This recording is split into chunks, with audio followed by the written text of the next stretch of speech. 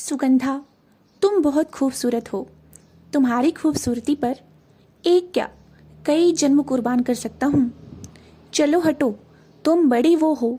कुछ ही मुलाकातों में मस्का लगाना शुरू कर दिया। मुझे तुम्हारी कुर्बानी नहीं बल्कि प्यार चाहिए। फिर अदा से शर्माते हुए सुगंधा ने रमेश के सीने पर अपना सिर टिका दिया। रमेश ने सुगंधा के बालों में अपनी उंगलियां उलझा दी और उसके गालों को सहलाते हुए बोला, सुगंधा, मैं जल्दी ही तुमसे शादी करूंगा।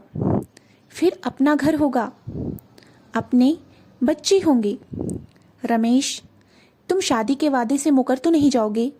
सुगंधा, तुम कैसी बातें करती हो? क्या तुमको मुझ पर भरोसा नहीं? सुगंधा रमेश की बाहों व बातों में इस कदर डूब गई कि रमेश का हाथ कब उसके नाजुक अंगों तक पहुंच गया उसको पता ही नहीं चला। फिर यह सोचकर कि अब रमेश उससे शादी करेगा ही, इसलिए उसने रमेश की हरकतों का विरोध भी नहीं किया। दोनों की मुलाकातें बढ़ती गई और हर मुलाकात के साथ जीने मरने की कस्में खाई जाती रहीं। रमेश ने शादी का वादा करके सुगंधा के साथ जिस्मानी संबंध बना लिया और फिर अक्सर दोनों होटलों में मिलते और हमेशा मिलने लगे। रमेश इलाहाबाद के पास के एक गांव का रहने वाला था। उसके परिवार में माता पिता और एक छोटा भाई दिनेश था। छोटे से परिवार में सभी अपने अपने कामों में लगे हुए थे। पिताजी पोस्ट मास्टर के पद पर रिटायर होकर अब घर पर ही रहकर खेती बाड़ी का काम देखते थे। छोटा भाई दिनेश दिल्ली यूनिवर्सिटी में एमए कर रहा था। लखनऊ में एक विदेशी फर्म में कैशियर के पद पर काम करने की वजह से रमेश लखनऊ में एक फ्लैट लेकर रह रहा था। चूँकि घर परिवार ठीक था और नौकरी भी अच्छी थी, इसलिए उसकी शादी भी हो गई थी। बीवी को वह साथ नहीं रखता था क्योंकि माँ से घर का काम नहीं होता था। रमेश जिस फर्म में काम करता था उसी फर्म में सुगंधा क्लर्क के पद पर काम करने आई थी। सुगंधा को देखते ही रमेश उस पर मोहित हो गया था और डोरे डालना शुरू कर दिया था। रमेश की शराफत, उसका पद और उसकी हैसियत देखकर सुगंधा भी उसे पसंद करने लगी थी। रमेश ने सुगंधा को बताया कि वह कुंवारा है और उससे शादी करना चाहता है। अब चूंकि रमेश ने उससे शादी का वादा किया तो वह पूरी तरह उसकी बातों में ही नहीं, आगोश में भी आ गई। समय सरकता गया। रमेश सुगंधा की देह में इस कदर डूब गया कि घर भी कम जाने लगा। वह घर वालों को पैसा भेज देता और चिट्ठी में छुट्टी ना मिलने का बहाना लिख देता। एक दिन पार्क में जब वे दोनों मिले तो सुगंधा ने रमेश से कहा, रमेश, अब हमें शादी कर लेनी चाहिए।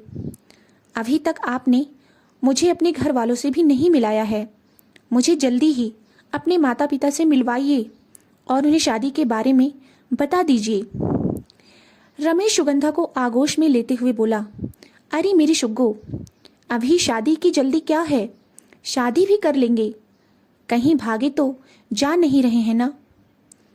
नहीं, मुझे शादी की जल्दी है। रमेश, अब मुझे अकेलापन अच्छा नहीं लगता।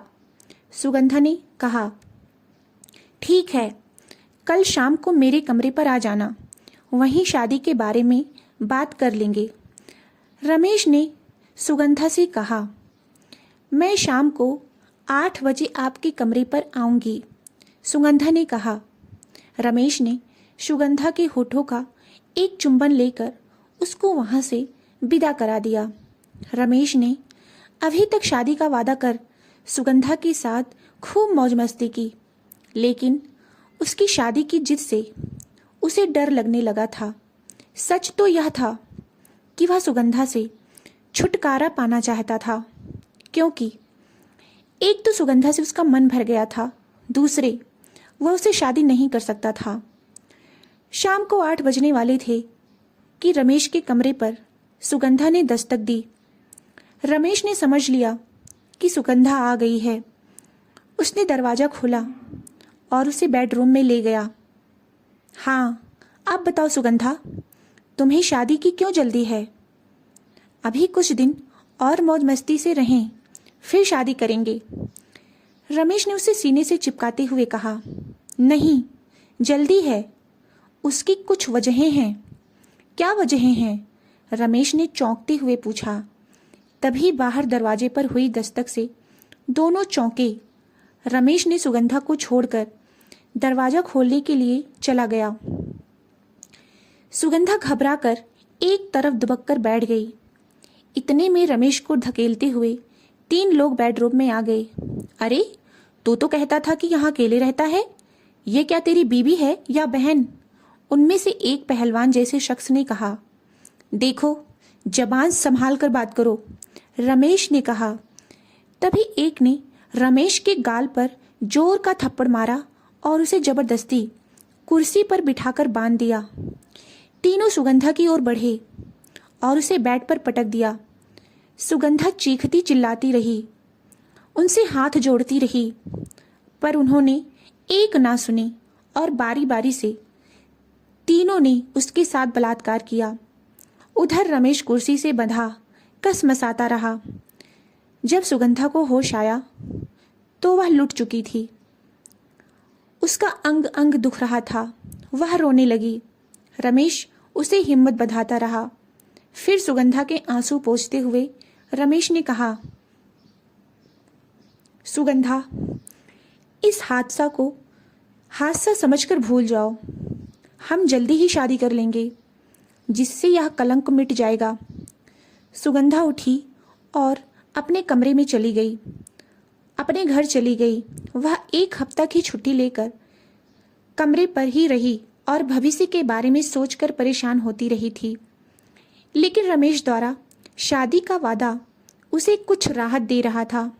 सुगंधा हफ्ते बाद रमेश से मिली, तब बोली कि अब वह जल्दी ही उससे शादी कर ले, क्योंकि वह बहुत परेशान है और वह उसके बच्चे की माँ बनने वाली है। क्या कहा तुमने? तुम मेरे बच्चे की माँ बनने वाली हो? सुगंधा, तुम होश में तो हो? अब तो यह तुम मुझ पर लांछन लगा रही हो।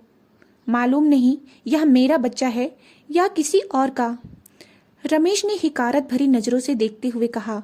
नहीं नहीं रमेश, ऐसा मत कहो, यह तुम्हारा ही बच्चा है। हादसे वाले दिन मैं तुमसे यही बात बताने वाली थी, सुगंधा ने कहा, पर रमेश ने धक्का देकर उसे निकाल दिया। सुगंधा जिंदगी के बोझ से परेशान हो उठी।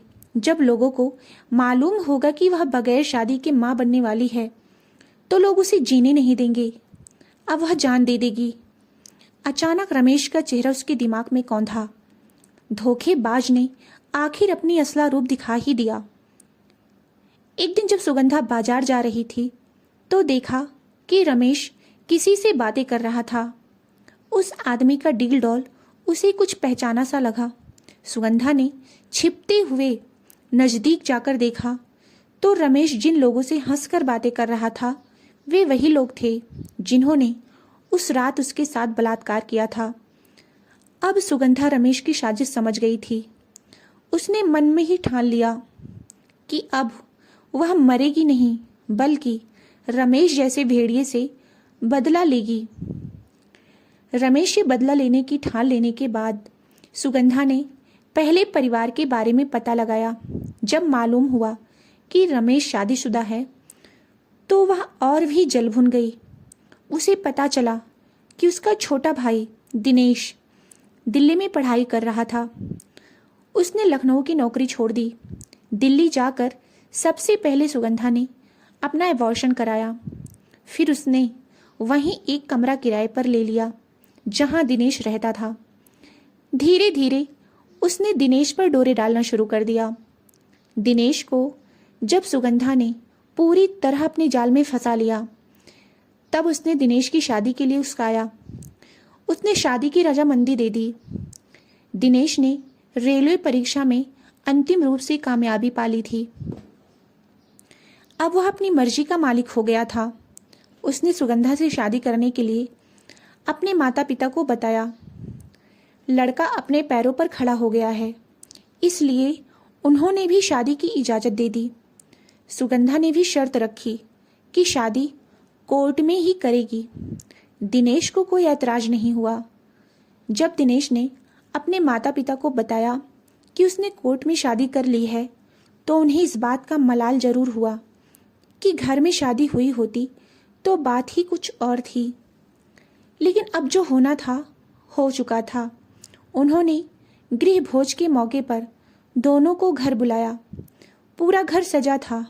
बहुत से मेहमान, दोस्त, सगे संबंधी इकट्ठा थे। रमेश भी उस मौके पर अपने दोस्तों के साथ आया था।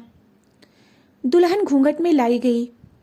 दिखाई के समय रमेश और उसके दोस्त उपहार लेकर पहुंचे। रमेश ने जब दुल्हन के रूप में सुगंधा को देखा तो उसके पैरों के नीचे की जमीन ही खिसक गई। रमेश और उसके दोस्त जिन्होंने सुगंधा के साथ बलात्कार किया था, सबका चेहरा शर्म से झुक गया। इस तरह सुगंधा ने अपना बदला लिया। दोस्तों, यह कहानी कैसी लगी? कहानी अच्छी लगी हो तो वीडियो को लाइक, चैनल को सब्सक्राइब अवश्य करें। वीडियो को एंड तक देखने के लिए बहुत बहुत धन्यवाद।